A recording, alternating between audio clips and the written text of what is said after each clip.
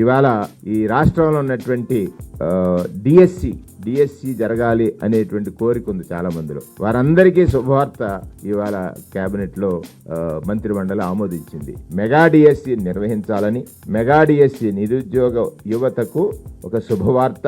Mega DSC రాష్ట్రంలో ఉపాధ్యాయ పోస్టులు భర్తీ చేయాలన్నటువంటి కీలక నిర్ణయానికి మంత్రిమండలి ఆమోదం తెలియజేసింది.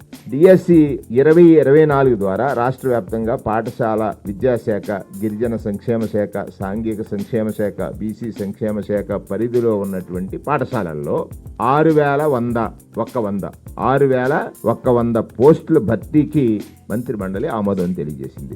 ఇది ఈ రాష్ట్రంలో ఉన్నటువంటి ఎవరైతే ఉపాధ్యాయ వృత్తిని ఫ్యాషన్గా ఎంచుకుని ఉపాధ్యాయ వృత్తిలో ఎంటర్ అవ్వాలనుకున్నారో వారందరికీ కూడా జరిగిన ఒక గొప్ప శుభవార్తగానే మంత్రిమండలి ఈరోజు ఆమోదం తెలియజేసింది. ప్రభుత్వం ఏర్పడిన తర్వాత 2019 నుండి ఒక విద్యారంగంలోనే 14,219 పోస్టులు ఈ ప్రభుత్వం నియామకం చేసింది.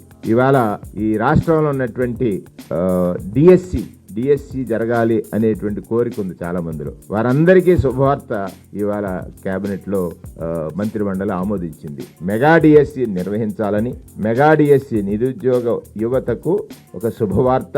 మెగా డిఎస్సి రాష్ట్రంలో ఉపాధ్యాయ పోస్టులు భర్తీ చేయాలన్నటువంటి కీలక నిర్ణయానికి మంత్రిమండలి ఆమోదం తెలియజేసింది.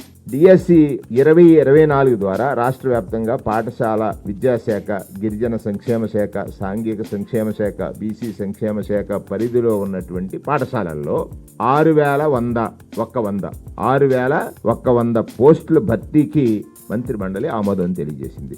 ఇది ఈ రాష్ట్రంలో ఉన్నటువంటి ఎవరైతే ఉపాధ్యాయ వృత్తిని ఫ్యాషన్గా ఎంచుకుని ఉపాధ్యాయ వృత్తిలో ఎంటర్ అవ్వాలనుకున్నారో వారందరికీ కూడా జరిగిన ఒక గొప్ప శుభవార్తగానే మంత్రిమండలి ఈరోజు ఆమోదం తెలియజేసింది. ప్రభుత్వం ఏర్పడిన తర్వాత 2019 నుండి ఒక విద్యారంగంలోనే 14,219 పోస్టులు ఈ ప్రభుత్వం నియామకం చేసింది.